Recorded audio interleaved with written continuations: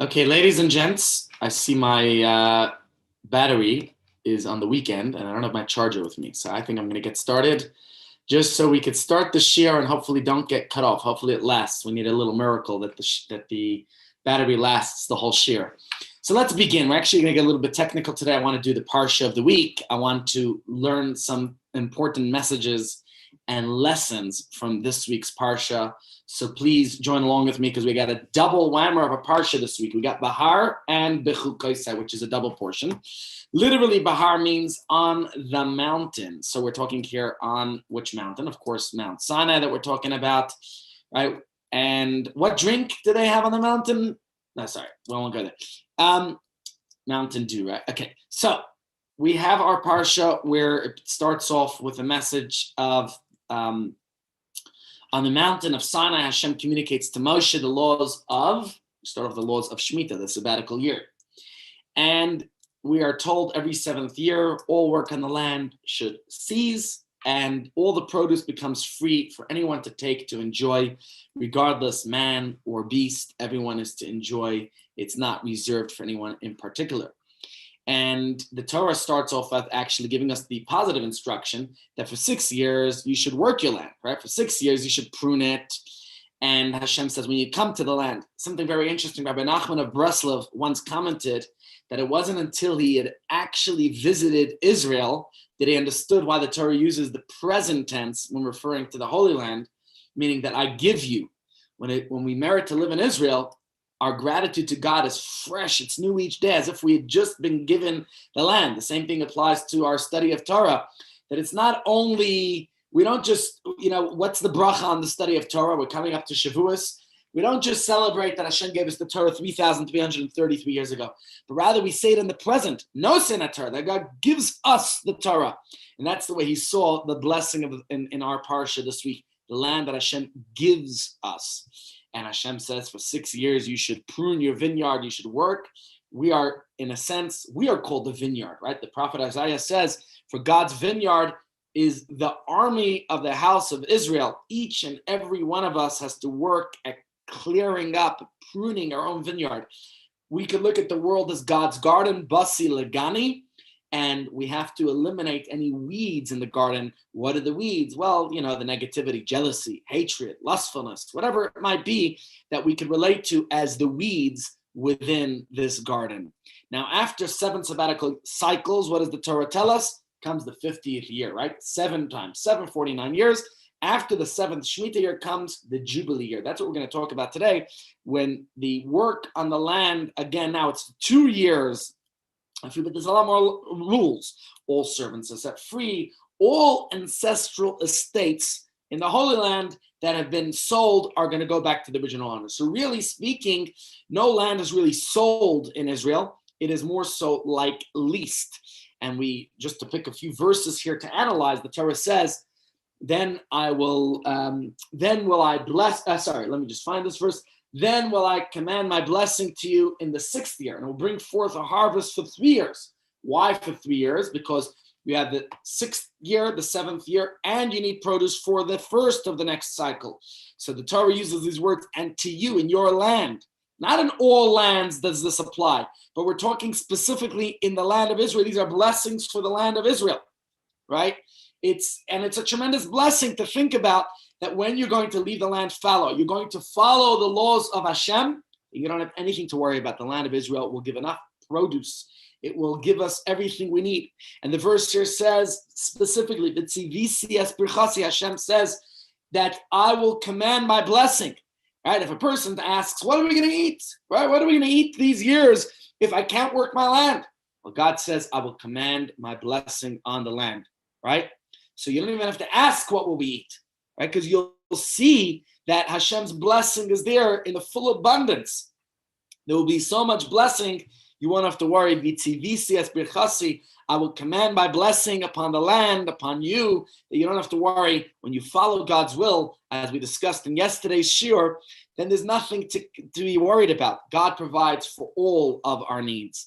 Well, the parsha continues the various laws about the sale of lands and the prohibitions against fraud and usury, which I want to spend more time discussing today. Real estate, it's a very Jewish business. A lot of Jewish people we know are real estate, so it's worthwhile to talk a little bit about Jewish laws of real estate, and that's what we're going to talk about today. Something fascinating. We're going to get a little bit technical today. Hope you don't mind a little bit of technicality.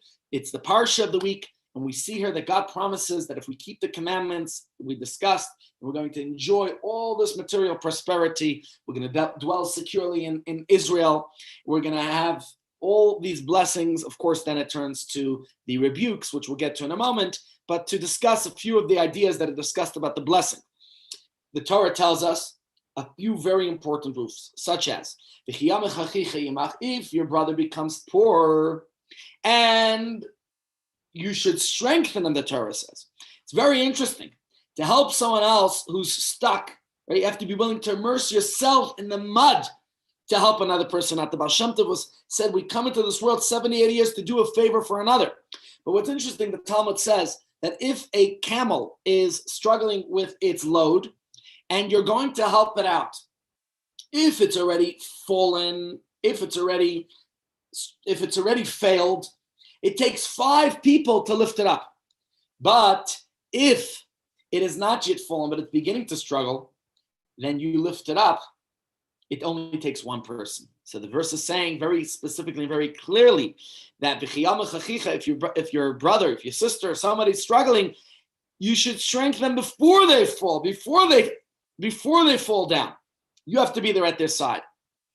And the Torah tells us here about the concern of ribis, of not taking interest, not committing usury.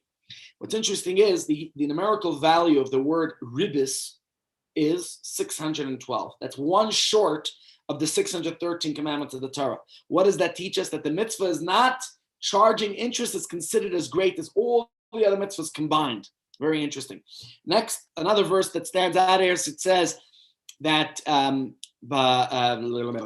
just find the particular verses, or what we could do is focus specifically on the message and lesson that I wanted to get to here, which is about the real estate. So if you look in the parsha itself, you're going to see many messages here. We went through the blessings, through the curses, right? And Hashem says that even when we are in the land of our enemies, as we currently are, so to say, dispersed around the world, Hashem says, I will never abandon you, which is an important message when sometimes we think of terrible events and incidents that have happened throughout our history.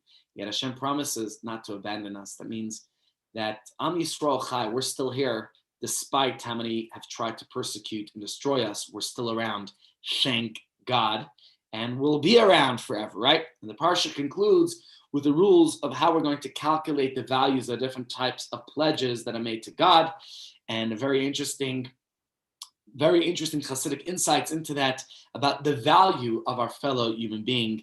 What is it that makes a person's value, which we discussed yesterday's share, the idea of equality, but it's not that some people are more equal than others, but rather to recall yesterday's message and lesson, which is that each of us has our indispensable contribution that we make to the world. Well, with that in mind, let's talk a little bit about that indispensable contribution, because when it comes to business, there's all types of businesses. One of the very popular businesses that a lot of my friends tend to be in is real estate. Have you ever wondered about the term real estate? What exactly is real about it? I mean, there's real estate and fake estate. What's going on? Right. Now, for the average person, we understand that when we hear the word real, we understand that we're talking about something that is like property is real in the sense that it's concrete. It's immobile. It's not something that can disappear, right? Something that technically, if you buy it, you have the title deed and it's yours. Whereas when it comes to personal effects, right, your personal property, your car, your jewelry, well, these are things that move with us or without us sometimes, right? The beauty of real estate is that once you hold the title to it, it's yours. It's yours forever. No one can say boo about that. Well, although that might be the case in many places, that's not necessarily the case, because the term real actually originates in English common law. Okay, it's a reference to the procedures available to a person to actually protect their property. Real property was property that could be protected by some form of real action, as opposed to, I guess, our personal effects, where you have to really prove that it was yours. And unfortunately, we know if anyone's been the victim of theft, that it's sometimes impossible to reclaim items that are gone, right? There's different countries that have different types of laws. There's what they call immobile and basically properties that are movable versus properties that are not movable. In Talmudic terminology, they are called metaltalin, which your tractor or your spade, all those types of things are movable. So it's movable property versus stationary property. Your property, your field, your home doesn't move. So that's not metaltalin, it's not movable. The point is, though, that real estate, in a sense, makes us feel secure, right? We work for a couple of years, we amass some savings, we hope to purchase or invest in the real estate market, right? You hope, depending on the market, now they say it's a good time to buy if you have some geld, right? But the point is that real estate is something that is, so to say, more permanent than, it's more secure than movable objects. Of course, it's a good idea to always have insurance, but today we're going to talk about a different type of insurance. We're going to talk about that in reality, what is realty, so to say, right? The Golden Gates and all those facades are sometimes flimsy too, because there's only one absolute reality, and it's not realty. So what is it then? Right? What is it? What is the real estate? Well, for that, we're going to have to learn the parsha and understand, and we'll discuss. We're going to take a little point of the parsha, right? We're not going to take a story that's recorded in the parsha. We're not going to look at a law or even a mitzvah.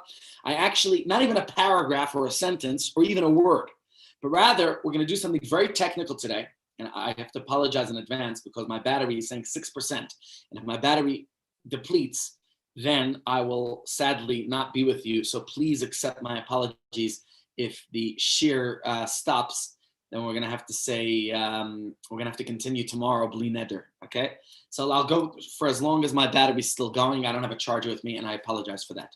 But what I'm looking at today is a single solitary letter in our parsha. That's right, one letter in our parsha. And let's look at this fascinating insight, and we'll discover how a single letter in the parsha actually encapsulates all of history. From a single letter, we could glean a philosophical, psychological, sociological, and historiological, if there's such a word, perspective on the world. My point is, it's very powerful, the insight that I want to share with you today. And let's begin with the laws of sale in the land of Israel. After the Jewish people entered the land of Israel, who was Moshe's successor? Who was the one who divided the land amongst the tribes? Joshua, Yehoshua. He assigned a plot of land for every tribe and every family. And if one fell on hard times and you had to sell your ancestral field or your home or some property on your real estate, then the Torah gave you the right to redeem it from the buyer. The seller would refund the money to the buyer and take his property back. So if you sold it, you always have the first right to reclaim it, even if you had to sell it. Now, even if you did not redeem the land, guess what our parsha tells us? That the property would automatically actually return when? The Jubilee year, the 50th Yovel year, your property returned to you automatically. Because that's a rule in our parsha. As I gave you the summary of the parsha before, we saw it's a blatant, clear rule in our parsha. So what was the Jubilee year? After our ancestors entered the land of Israel, right? 3,200 and, okay, do the math. What is it? Whatever the case is, it took 14 years to actually settle in the land. And after those 14 years, they began counting the years in cycles of 50, okay? Every 50th year was observed as Yovel, a Jubilee year, and that's when all properties that was sold in the previous 49 years went back to the original owner. Almost no sale or gift in Israel was legal for them for more than 49 years. It was basically a lease, And also it absolved and freed up all loans. Let's look at it in the Parsha itself. Okay, so here is the text. Let's read it in the Parsha. What does the verse say? It's in this week's Parsha. That the land shall not be sold permanently, for the land belongs to me, says Hashem. For you are strangers and temporary residents with me. Therefore, throughout the land of your possession, you shall give the redemption of the land. Okay, and now we're going to go to the next verse in a second about if your brother becomes destitute. But here's a very important message. In fact, Chief Rabbi Lord Jonathan Sachs, I was reading a beautiful, profound insight of his. Very simple, basic, but it's worthwhile for us to remind ourselves this message. What is the message? He says, this is a message in general for life. There's nothing we own. We are the guardians. We are the safekeepers of our property, of our possessions, of our money, of our income. Everything we own is given to us by Hashem for safekeeping. It's a deposit loaned to us. How we take care of it is God's way of determining whether we should be able to hold on to it for the future as well. So if we have property, we have to follow the laws of the Torah here. If we have money, we have to know the laws of tithing, the laws of charity, so that we are the right people to maintain, to hold on to that deposit that God gives to us. And the same thing applies about our children, and the same thing even applies about ourselves. Our own bodies are not ours. The Torah forbids us from mutilating our bodies. We're not even allowed to tattoo our bodies. That's when Jewish law, no one's allowed to have a permanent tattoo. A henna is okay, a temporary one, that's fine because you're not mutilating the body, but a tattoo procedure is considered mutilation of the body. That's why we're not allowed to cremate our bodies. It's not our body to do what we like with. Suicide is forbidden in Jewish law. We have to understand that what we have is on loan to us. We are the guardians. We are the safekeepers of everything that we possess. In fact, there's a wonderful story that's related, a mashal, to illustrate this idea. You had two brothers, and their father passed away after 120, left them inheritance. The difference between the two brothers is day and night. One was a warrior. This guy, everything is always worried and stressed and anxious. The other one's hakuna matata. Everything is, life is good. What happens? The two brothers get their inheritance, and they both decide to hide it, because thank God they're able to live comfortably at this stage in their life. But you never know what's going to happen in retirement, if they're going to have a sufficient pension or not. So they both hide their inheritance in their backyards. The brother, who's the warrior, he's worried at night. He can't sleep. Where's my inheritance? What's happening? And he decides to go outside. Maybe somebody stole it, and he digs. But unfortunately, he dug a few meters away from where he hid it, and he couldn't find his inheritance, which was actually right there, just a few meters over. And this brother went crazy, and he was stressed. Oh my gosh, somebody stole it, and he's freaking out. He doesn't know what to do. And for the rest of his life, he's a stress ball. What's going to be with his inheritance? What's going to be with his retirement fund? The other brother, who was Hakuna Matata, living life stress-free, trust everything is good from God. Actually, his inheritance was stolen, but he wasn't so worried. He never checked on it because thank God he had sufficient funds to live. He wasn't worried, right? And he never knew his money was stolen, and yet he wasn't worried. Even though his money was stolen, he wasn't. Perhaps this is just teaching us a little bit about faith in Hashem. Not to keep worried the whole time, but I think the message all the more so is everything we own actually is from Hashem. And therefore the verse continues, if your brother becomes destitute and sells some of his inherited property, remember, all property in Israel is inherited because it was designated to each tribe and to each family. Then the Torah says his redeemer who is related to him shall come forth and redeem his brother's sale, which means don't let your brother or your relative or your friend lose their property and have to sell it because they hit hard times. Try to help them out that each family could keep their property. But of course, if for whatever reason, whether you need funds to inject in your business, or because you just need more money to live or whatever it might be, and you want to sell it, and nobody's there, you don't have a redeemer, then of course you could sell it. The verse says he gains enough means to afford its redemption. He should calculate the years for which the land has been sold, return the remainder to the man to whom he sold it. So if you're going to rebate, you're going to refund the buyer of your property, the difference, of course, is like prorated, right? But if you cannot afford enough to repay him, his sale shall remain in the possession of the one who had purchased it until when? The property only remains until the Jubilee year. That means if you bought it in year one, well, you're going to have it for 49 years. But if you bought it in year 49, you're only going to have it for X number of months, right? Because in the Jubilee year, all property goes back to the original owner. Right? I shouldn't say all property because we're going to discuss this in a moment. Not all property. Which property is the exception? Well, hold on, hang on tight. So imagine, in ancient Israel, you could not sell a property for more than 49 years. Usually it's far less, right? At some point, the sale was null. The property would go back to the original owner. That's what we discussed. Now, naturally, this, of course, affected the price of real estate that's being sold. So that's just one angle, one aspect. Hello, Basil. Welcome into the shir. But as I said, there is an exception. What happens if a poor Jew sold his home that's located within a walled city in Israel? Here, the law changes dramatically. This home, the Torah says, could be redeemed only until the first anniversary of the sale.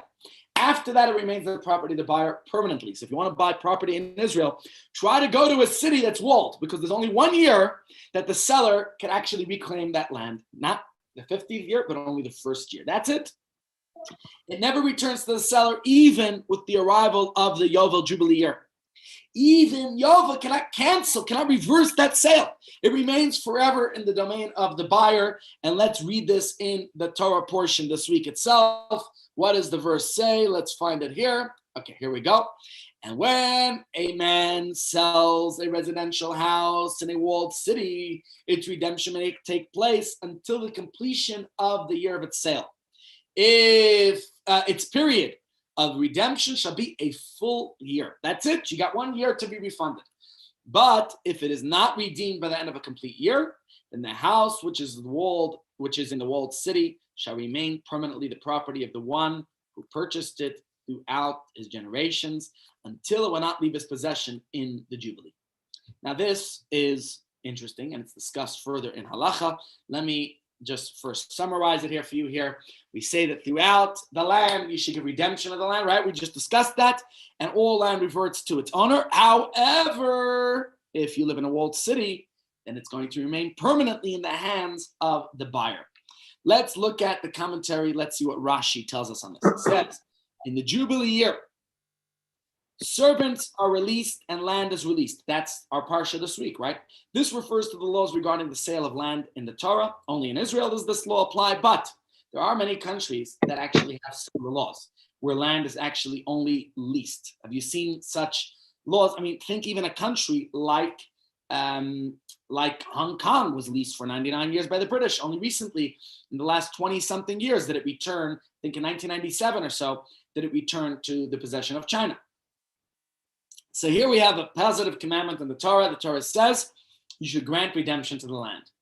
Now let's continue reading this. It says Rambam, the portions of the land of Israel that were divided among the tribes can never be sold permanently. As the verse states, the land will not be sold in perpetuity. If one sells the land in perpetuity, both the buyer and the seller violate a negative commandment.